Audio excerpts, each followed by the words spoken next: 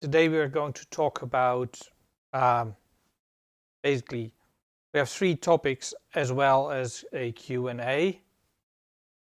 So first part of it is the idea of coroutines. So coroutines is a kind of advanced feature of Kotlin. It's not as easy to get used to it as you might like, but it's very powerful. I encourage you to have a look at the documentation that I have a link to here, because it really helps you to understand what is going on.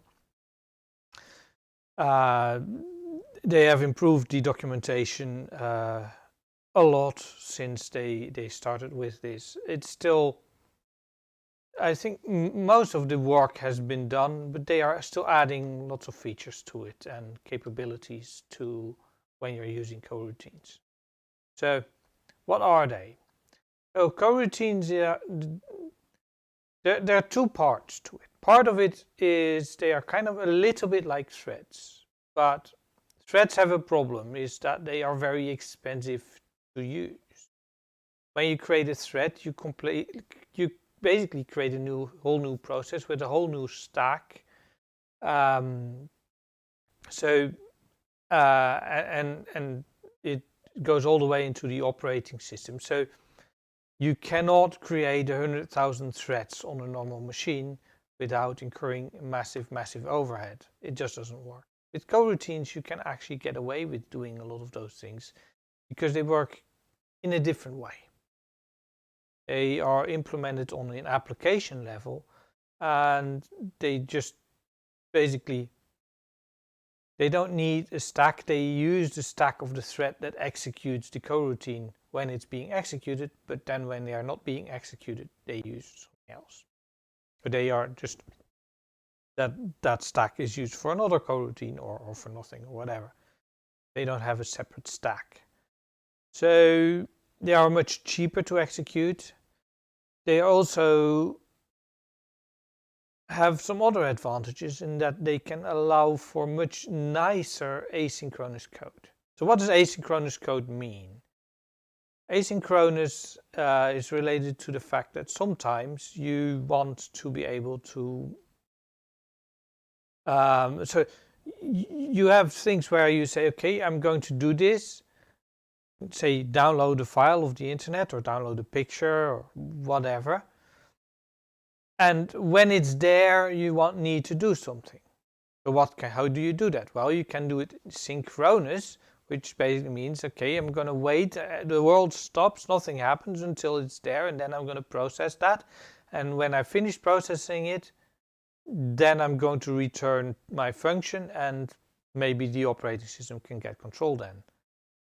You do that in an Android application on the main thread, you get a very unresponsive UI. So how do you deal with this synchronous? Well, you start a thread that does this work. Why not reuse a thread? Sometimes you can reuse a thread. There's an idea called a thread pool, but again, if you're doing multiple of those things, you might still be waiting for those threads to even be started or a thread to be available. Of course, you can start as many threads as you want, but that comes with the overhead of having a thread. Coroutines make this better. But at the same time, what you get if you use use those threads is maybe you have one thread and then starts something else. It's not very easy to write. So as an abstraction over that, a common abstraction is something called callbacks. Basically, you start a thread, and when it's finished, it will say, okay, when I'm finished, I will call your function. And then you can do that.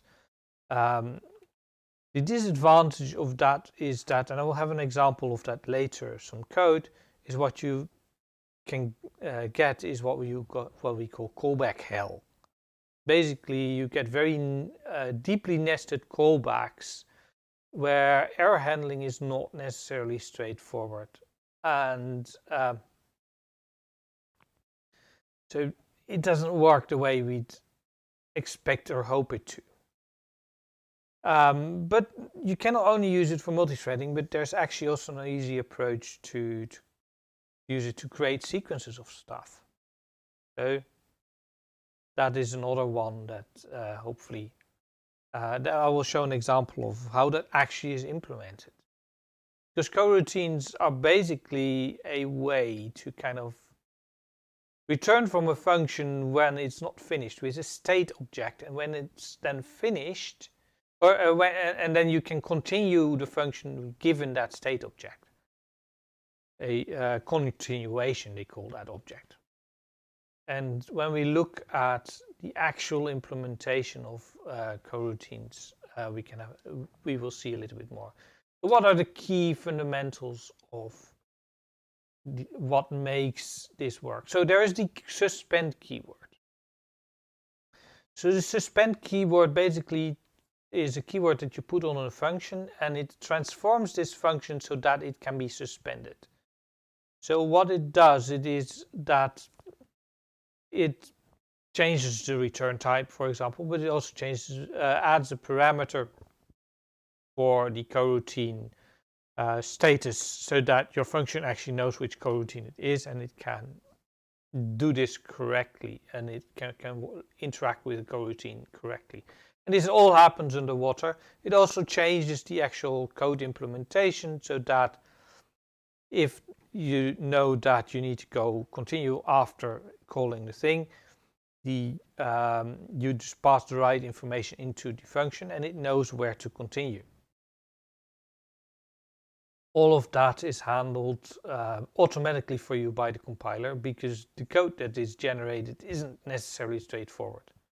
That's the disadvantage of coroutines. They actually require different bytecode, where if you have a thread, you can just use the same code in a thread perfectly fine. If you have a suspending function, it needs to be able to handle this correctly. And there is the idea of a coroutine scope. And this was added to the system after the initial experimental version, because what happened was basically what the coroutine scope does, it provides a context for coroutines. So if the coroutine scope stops, it can also stop all the coroutines inside that. Or if one of the coroutines in the scope crashes, it might or fails, you might want to stop all the other coroutines in the same scope. There's a special one, it's the global scope. Basically, it doesn't really have a lifetime, it doesn't get destructed, and of course it also, so if you have one-off standalone coroutines, you can sometimes use global scope. In an Android context, you probably don't want to do this. Instead, you want to use the Android coroutine library, but because for using coroutines, you need to add the coroutines library to your project. And the Android coroutine library adds a little bit to make it work correctly on Android. So how do you start a coroutine then? So there's basically 3 launchers. There is the run blocking launcher, and the interesting thing about run blocking is that it doesn't come with a coroutine scope. It creates its own coroutine scope, but what it does, it just runs the code and only finishes once all the coroutines that were invoked inside the block have finished, and then it returns the result of that code block. And run blocking is something like if you want to have a main function that is accessible through your that supports coroutines, you can just use run blocking.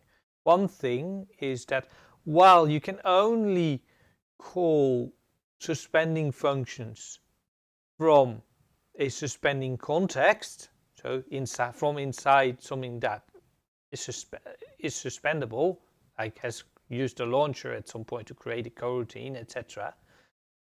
You can call regular functions perfectly fine from a suspending context. Then the second one, and one that you will use quite often, is the coroutine scope.launch function. So that is a function on coroutine scope that then allows you to, so that's the interface, that allows you to launch a new coroutine inside that outer scope. That means that when you run this thing, when the outer scope closes, it cancels the jobs, or if one of them fails, it will feel the other ones get cancelled. Because coroutines can be cancelled, and there's a way inside your in your suspending function to actually check whether the coroutine has been cancelled, so you don't do any more computation. Then there is the async function, and that is a little bit separate, and I will come back to that later. So async allows you to basically do start a computation, but defer it, and get an object that basically gives you the value, but it basically says, okay, get started on this. When I really need you, I will ask for the value. And what this has as an advantage is that you can just basically run coroutines in parallel. A cool part of this is that you can actually use async with a parameter that makes it start lazily. That means it will only even start the coroutine once the value has been requested in one way or another. But I said I would come back to this sequencing stuff. So Apache also has an idea about how this works. So what you can do with the sequence generating, so the sequence function is an inline function that you can use to create sequences. But what is interesting is that rather than you having to create somehow a list of things that you're returning, you are using a generator function, an inline, so a function that just calls yield a number of times, and it doesn't use threads or anything. So it produces basically an iterator that just loops through your function, and every time you call yield, it will be provided as a result to the caller, and when it needs to add another value, it will continue your function a little bit, etc., until at some point either your function returns or the iterator is no longer used and your continuation object gets garbage collected. So how is this actually implemented? So I have here a shorter version of the actual implementation of this code in the standard library. So I changed this. So first of all, I ripped out all the comments and stuff like that because it's slideware. We cannot fit everything on the screen, unfortunately, if we put the complete code there. So basically, we can see that sequence is implemented merely as creating a sequence object with a particular iterator from that block. You may know a sequence is just an object that creates an iterator when needed. And so that's how this is done. How do you create an iterator? Well, we create an iterator with the particular block. So the interesting bit starts in line 4 on the iterator function. Even that is quite simple. What we do here is on line 5, we create a sequence builder iterator for the type that we are iterating over. And this sequence builder iterator we will go and have a look at differently because most of the interesting stuff happens there. So it implements iterator, but it implements other things. Then in that iterator, we are going to set the next step property to basically use to create a coroutine. And this is a special function that basically creates an unintercepted coroutine from the suspend function, where we say, okay, and then we pass it two parameters. So iterator is basically implement some other interfaces with coroutines to make this all work, and we'll go have a look at that specifically. But it basically creates a coroutine and sets that as the next step, or it creates. And when you create a coroutine, you effectively get a continuation, what to do next. Then there is the abstract class sequence scope. So when we look at the function iterator and also function sequence in lines 4 and 1, they take as a receiver the sequence scope T. That sequence scope T, and that's also related to the receiver parameter on line 6, means that the receiver of the function is a sequence scope. So this abstract class provides this. And it says here the sequence scope is a suspend function, and it has a function yield that you can use to provide a value. This is also a place where I took a bit of shortcuts, because in reality there's more functions. There's there's 3 other yield functions that allow yielding collections or sequences of stuff. Basically that adds a lot of complexity to stuff. You can see here in the states below that there's missing values. They have to do with those groups of stuff. So I cut them out to keep it a little bit simple. But that makes that this particular implementation doesn't deal with returning lists or stuff like that. Of course, you can still go and for each element in the sequence or list return it, but that's slightly less efficient than if you use what they call the yield all, and show what this looks like at the end as well. Then there's a number of states. The values are not really important here. They're just integers. So this is the sequence builder iterator, but I have it in, it has a number of functions in it that I have kind of put away the context. So line 17 till 21 or till 20 are commented out, and we'll go back to some of those later. To has, next, and next. Exceptional stage creates an exception. The function yield we do have a look at that. So, but when we look at line 3, so we start our state is not ready. The next value we have is no. We don't have a next value initially. It is in this case, so it's a nullable T, because we need to be able to say initially we don't have a value. And the next step is what are we going to do once we're there. So note this is a private class. So this is a class private to the file what it was created in. So even though next step is public, nothing outside of the file in which the class was defined can actually see it, because they can't see the class. So this is actually safe, but it allows the sequence function or the iterator function to actually access this property. So we open up a little bit, but we don't open a massive amount by putting it in this one file. And we have a private function next not ready. Basically,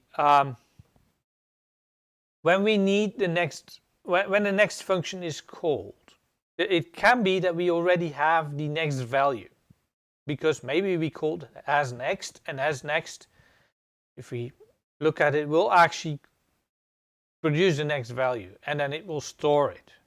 Because how do you know that there's a next value? Well, you wait until a yield has been called, or until the coroutine has completed and you know that there is no next value. So that is what happens. So we need to be able to treat, so when there is no next value yet what we do is we call hasNext.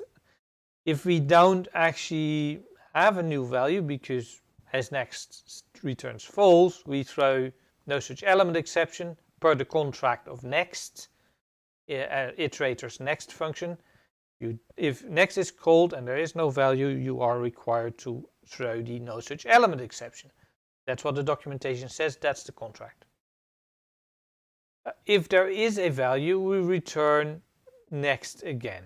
We call next, but now we know that it's ready because we have called hasNext. So this makes calling next without calling hasNext work correctly, because there is nothing in the contracts that requires a caller to call hasNext before calling next. Might be a good idea, but sometimes you know how many values there are and you don't need to do this. You don't need to call hasNext. So then there is the function resume with, because when we look at line 1, we can see that we implement sequence scope, which is our parent class that we defined, that we looked at on the previous class. Basically the one that provides yield. Because if we are providing this iterator also as the scope object, we need to implement that, and we only need one object. Say we could have separate objects with all kind of relationships, but we only need one of each of them. So why not make that the same object instance that does all of these things? It's a private class, so it doesn't matter that you have all these functions in your type. No one is going to be able to access it anyway. So the implementation uses only a single class rather than multiple, and so it implements so it inherits sequence scope with the abstract method. It implements iterator, so it has hasNext and next, and it implements the continuation interface. So the continuation interface is what is needed to be able to work with these coroutines things. It's a continuation that returns unit. So the end result of this function is unit. So basically the sequence function doesn't return, so the sequence object has no return value. If you have the inside block, whatever it returns is ignored. Only values that are returned through yield will actually be ending up as part of the sequence or iterator. So resume with is called at the end of the when the suspending block is finished. So the suspending block is at some point finished, and then it will be wrapped into a result. So a result is an object that basically very cleverly wraps, so is a simple object that can be either an exception or a value. So that if an exception happened inside the block, this will be stored as an exception, and it does that in a clever way to only use one value. Basically, you cannot return an exception from this, although it might use wrappers or something like that in that particular case, but you wouldn't return an exception anyway. So result will then, what it does is basically it gets the value.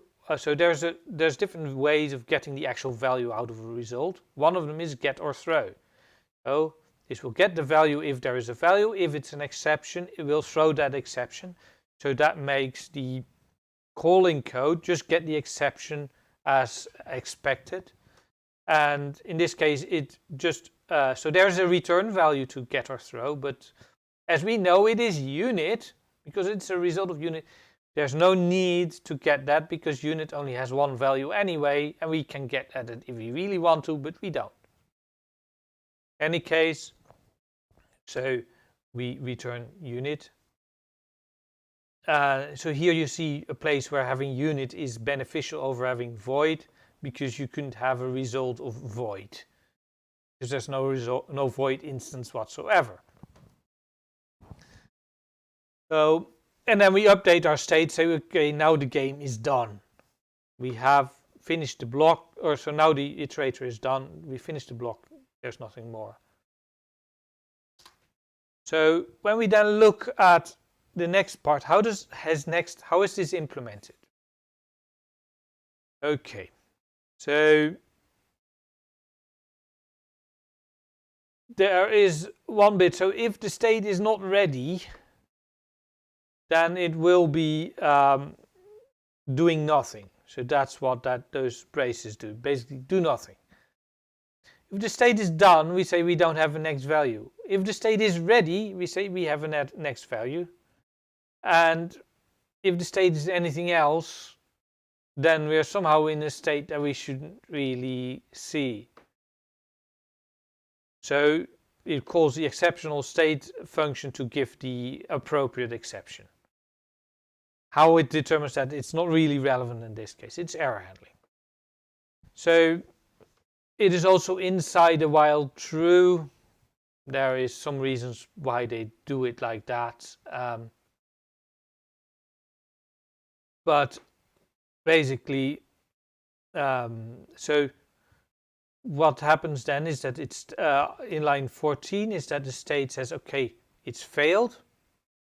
We set the current step value to whatever is the next step property. So we say, so when we look at this one, we saw it starts out as a state not ready. Then we have next step, which is the continuation that we got from here from line 6. So that was the block, that is the parameter. We have a continuation to continue with. That's the next step to execute, one that returns unit. And what we so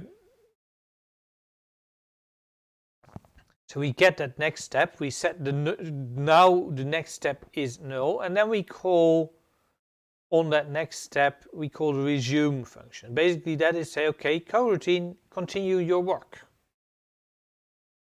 And this resume function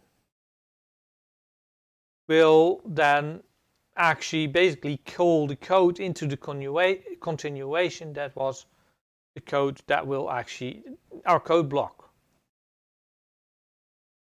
So it will call that, and at some point we know that there is a state. So there can be other suspensions that are based on yield nothing or something like that. If it yields an empty list, that should still work correctly, and then we'd have state not ready, and that's why we have the while loop. When we have the next function to say, okay, so we have here where we had this next not ready function that would call has next. That is when we have this state, we return that. We have, and has next should call next not ready. So when we have the actual state, so when we are ready, we update the state of we are now no longer ready because we are going to have this value invalidated. We get the next value. We need to do a cast to t, because remember, next value was a nullable t. We know that the value cannot be null, or maybe if t is a nullable type, it could still be null. But we need to have the ability to store null, because sometimes it doesn't have a value, and it sets next value to null. There's two reasons for this. One of the reasons is that it helps with having correct code. The other part is that it helps with having code that, so it means that your sequence builder doesn't hold on to your value longer than needed. And that means that it helps with garbage collection. It becomes garbage as soon as possible rather than leaving it longer. And in code like this, that is always a good thing to do. We are not in one of the accepted states, we throw exceptional state. And let me quick look how we use this, because there's one function that I forgot to copy in, and we can actually have a look at the actual code. So when we look so how do you use this first, and then we go and look at quickly at the code. So this is how you use that. We call a sequence function.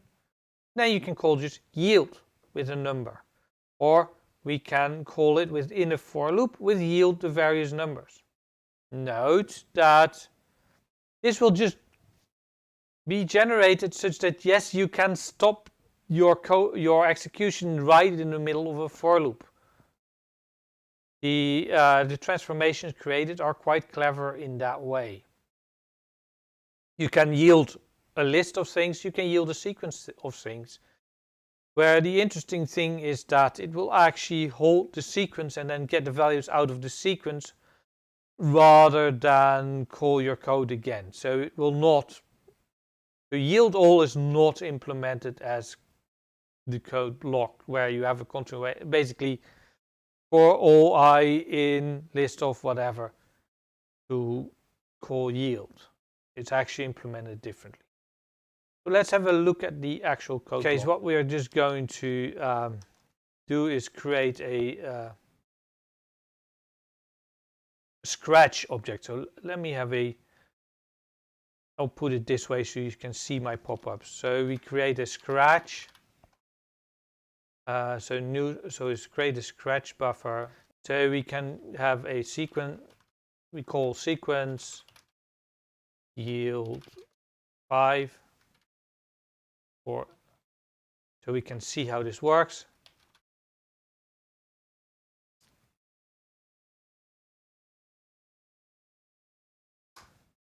Print line, and so we can also yield all of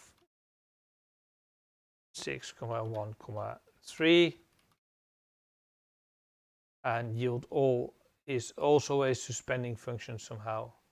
So this squiggle in the left means it's a suspending function. This is where the IDE actually makes this work correctly. And what we can do as well, so what we can see in the right here is that it has actually executed this, and this works correctly. So what we have done here is effectively turned around the control, where inside our scope, our block, we actually can control. We can just write regular code that just produces values, but when we're using it, we are consuming it. We're pulling it out one by one. And using coroutines, this works in a very clever way, where actually what happens is that the execution of the inner block gets stopped at every time that we didn't get the value out of it. But again, I said we would look at what the yield function does. How is this actually implemented? So we have the sequence builder yield, and when we go to the implementation, so this is what yield actually looks like in this particular case. So yes, you can see that there's yield all and stuff like that, and the other states. So it has a next iterator and a next value to basically handle the two separate things. So a bit of complexity that was not necessary for the explanation. So in this case, we set the next value to be value, we set the state to be ready, and then we call this specific function. So suspend coroutine unintercepted or return. So basically this says, okay, we now need to, this coroutine where we are in needs to be suspended. And this works because it's a suspend function, and these are functions always available to coroutines. So a coroutine has an implicit access to the context of the coroutine. And what it gives us is access to the actual continuation object. Now, in this particular case, and because we now have this coroutine object, we can actually have the ability to say, okay, we now set the next step to that continuation, and we return coroutines suspended. Basically, tell this function that we have suspended the coroutine. We promise we will call the coroutine later on. You don't need to do anything. You can just return execution. So this means that the code will not continue with yield, but actually will continue with whatever code called the coroutine to continue. Or in our case, where we have has next here, we had basically the resume function. Resume calls the coroutine and we continue with that. In this case, we don't really have a value out of that. So if we call resume, what it will call is called the block. The block will call yield. Yield will update the next value, update the state, update what the next step is, and then suspend this coroutine. So if you would say, okay, continuation, what's your state? It's suspended. So, and then this resume will do that. Then we get back to here in the top of the loop, where we now have the state that is hopefully ready. And you say, okay, we have a next value. Next, we'll actually just, in case we're ready, get our result, set the next value to be null, and return that result. Now, how do we can get back to that continuation? Well, at some point, as next will be called again, we are in the state not ready. So we said then we go into state failed. So state failed is only very temporary. It's like if something doesn't work correctly, it's in the failed state, but if you call yield, it will not be in the state failed anymore. So instead what it does, it says, okay, next step, resume. And how do we finish? So when it's finished, we call this resume with, is automatically called with that result.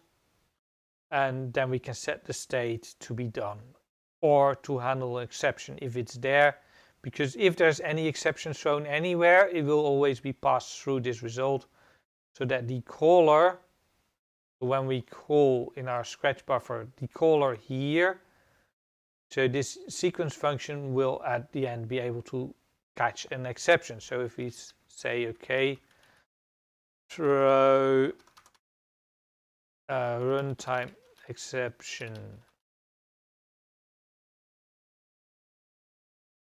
oops, or something like that, what this will do is when we execute it, we now see it in the right that it would still actually, it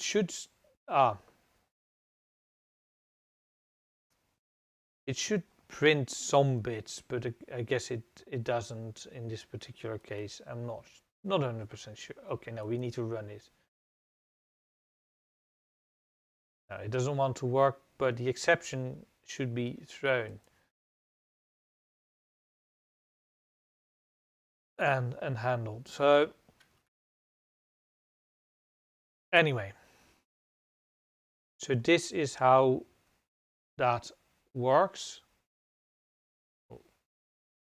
Let's get back to the lecture slides.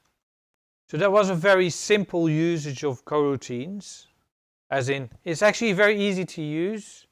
Getting your head around how you actually use this is a little bit trickier. I fully get that part, but that's what you'd want to do. So when we have a coroutine scope async, we get a deferred. So that is, a deferred is kind of like a future. For those people of you who know future object, it's basically the same thing. So there's something that, yeah, at some point we'll get a value to it. And as long as you don't actually try to get the value out of the deferred, you don't need to wait for anything. You can just immediately continue your code. When you need the value, you get it. And like I said, there is even the ability to pass it some property. So there's a lot of configurability in coroutines. One of them is that deferred, that when you call async, you can actually pass it the lazy uh, parameter or property that makes it wait to start until actually it is awaited. So it will not even be scheduled for execution until there is some code that tries to get the value.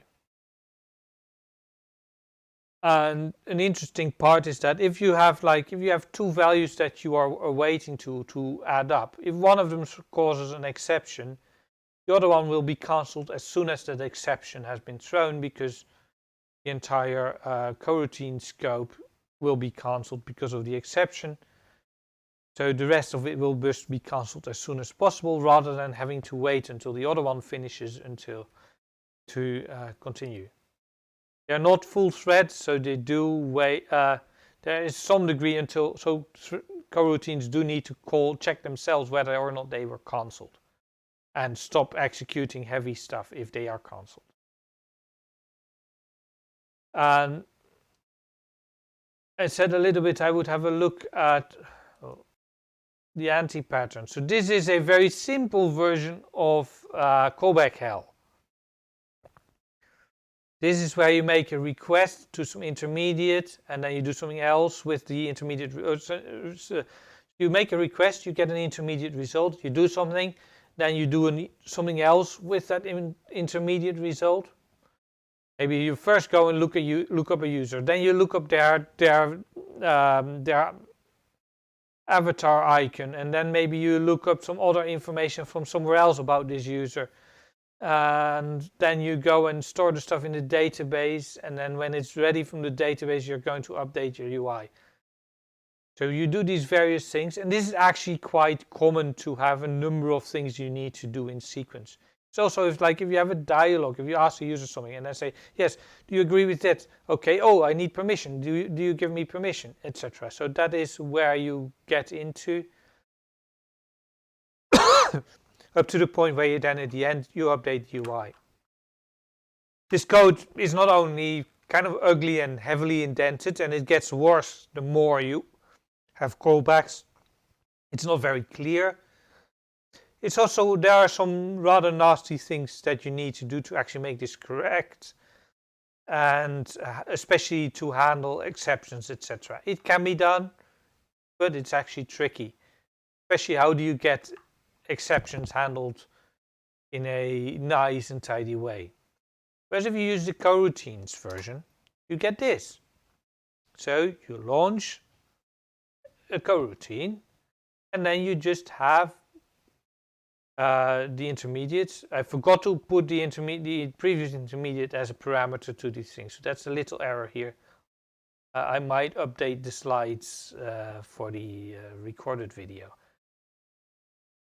So intermediate 2 is called afterwards, then intermediate 3, and then we have a result, and then we can use the with context function to dispatch this on the main thread, because UI code normally should only be done from a main UI thread rather than everywhere, to update our UI with our result.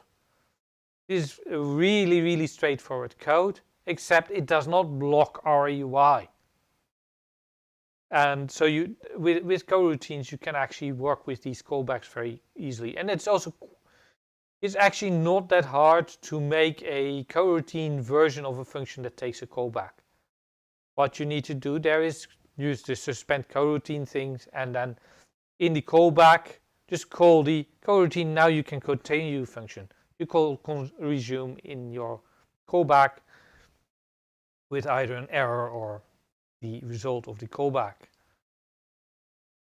So it's fairly easy to make that work, and it makes for a much, much tidier code in many places.